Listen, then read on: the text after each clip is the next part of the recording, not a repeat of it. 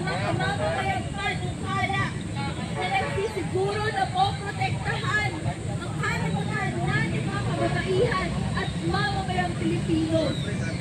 Kaya dapat at gusto lamang na kaming mga kababaihan at mamamayang Pilipino na igiin ang tunay ng representasyon ng mga kababaihan sa loob ng Kongreso. Lalot na sumasakalawa sa bilang ng mga party list. Ang Duterte party list siyang numero 1 ng pakala.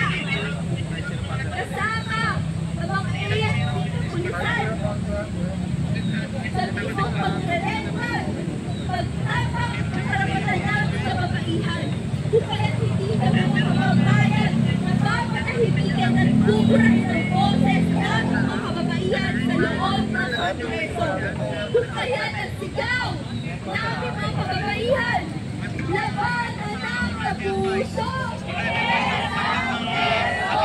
Gabriela sa Kongreso! Labanan ng kapuso! Itong formal na simula ng programa natin ngayong umaga ay tinatawag natin na Secretary General ng Gabriela Secretary Sparson.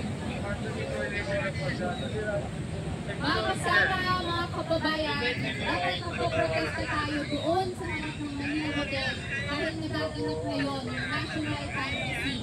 Nagaganap ngayon yung pagbibilang na walang ninakaw na boto sa mga kababaihan para sa nakikita ng tunay na magiging boses niya sa loob ng Kongreso.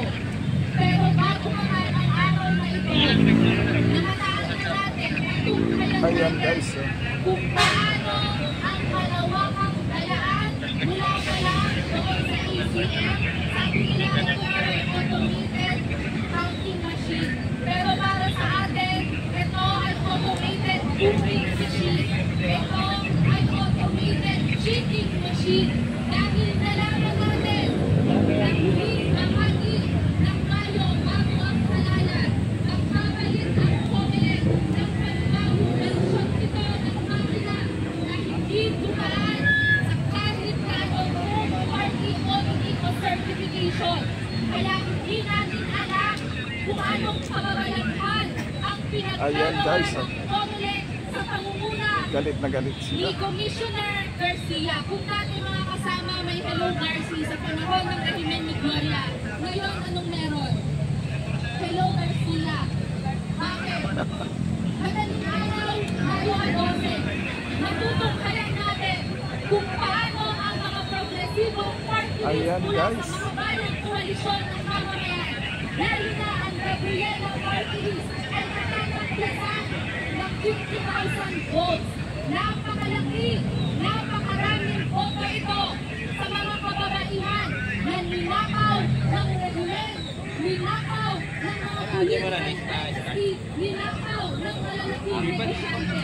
Dahil sino ba ang mga nangunguna ngayon sa party list system? Sino ang pinakamaraming mga party list at mga senador na tumakbo ngayong halalan? Wala pong iba kundi ang mga political dynasty mula sa iba't ibang bahagi ng bansa. Mga malalaking negosyante na alam natin sa kasaysayan ng politika ng Pilipinas ay laganap at nangunguna sa mga malawakang dayaan sa panahon ng halalan. Kaya tayong mga kababaihan, kasama ang mga bata, kasama ang LGBTQ, kasama ang mga manggagawa ng magsasaka, ay nag-ikipon ngayon para manahimik ang napakalawak na paglaban at napakalawak na paglaban sa demokratikong karapatan ng kababaihan na ihayag ang nakikita nitong tunay na pagseservisyo sa mga kababaihan at taong bayan. Ito po ay bantag sa demokratikong karapatan ng kababaihan para sa tunay na representasyon nito sa Kongreso. Alam ng mga kababaihan kung sino sa dekada na panlilingkod ng Gabriela Women's Party na siya ang tunay na nagpapasa ng mga batas para sa babae, bata, LGBTQ at bayan.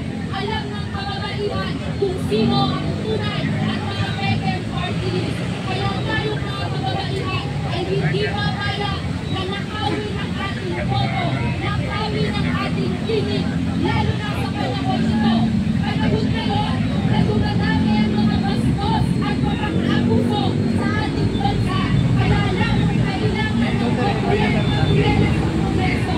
Lalong kailangan ng mga progresibo at aktivista sa parlamento at kasabay nito ang pinasanglasan ng kababaihan na patuloy na lalaban para sa karapatan, kagalingan, kalayaan ng kababaihan at ng taong bayan. Kaya mga kasama, hanggat hindi natin natitiyak na ang boses ng kababaihan ay narinig sa panahon ng kalalang ito, pagtutuloy-tuloy tayo sa pagkakalagpas, sa pag-iingat at paglaban para sa tunay na representasyon ng kababaihang Pilipino para itigil ang malalangong pagkakaya sa pangunguna ng Congress at susi sa panahon ng kaya mga kasama, ipanawagan natin, Congress magpapanagutin!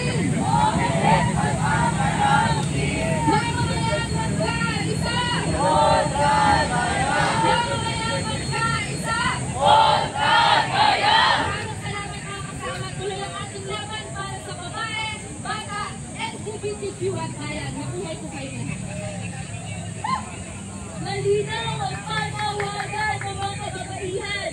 Igiit ang tunay na representasyon ng mga kababaihan, bata, LGBTQI+ at bayan sa loob ng Kongreso.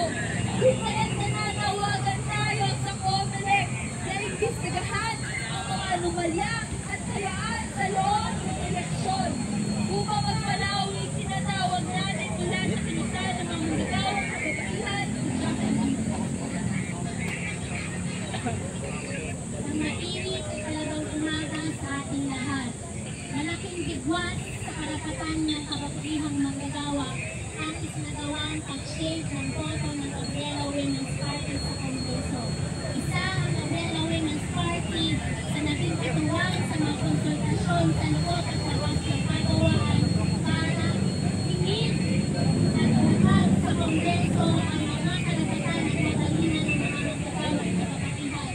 Isa sa pinagtagumpayan kasama ng kababaihang manggagawa ang expanded maternity leave law na tinatanggin malamang ang mga pulis na nasa asawa ng mga pulis na nasa ito ang occupational safety and health law na siyang kaunahing kinambanya at kalikasan ng Women's Party sa Kongreso hanggang nilagay sa Senado. Hindi kami papayag na mawawala ng boses, mawawala ng pinatawan ang mga kababaihang manggagawa sa Kongreso. Ang ginawang katuwalian ng COMELEC sa pamumuno Sir Benny Garcia sa pakat ang administrasyon ni Marcos Jr. ay hindi namin malalampasin. Araw-arawin ang mobilisasyon, pamalampak sa iba't ibang forma upang ibalik ang Umbrella Women's Party sa Kongreso at itutuloy ang laban para sa kagalingan ng mga manggagawang kababaihan. Isa po ang kababaihang manggagawa sa tuloy-tuloy na nakakaranas ng pang-ekonomikong krisis. Mataas pa rin ang bilihin despite na sinasabi ng ating pamahalaan na nagbibigay ng anual na buhay pero ang presyo ng bigas, ang presyo ng pagkain, ang kuryente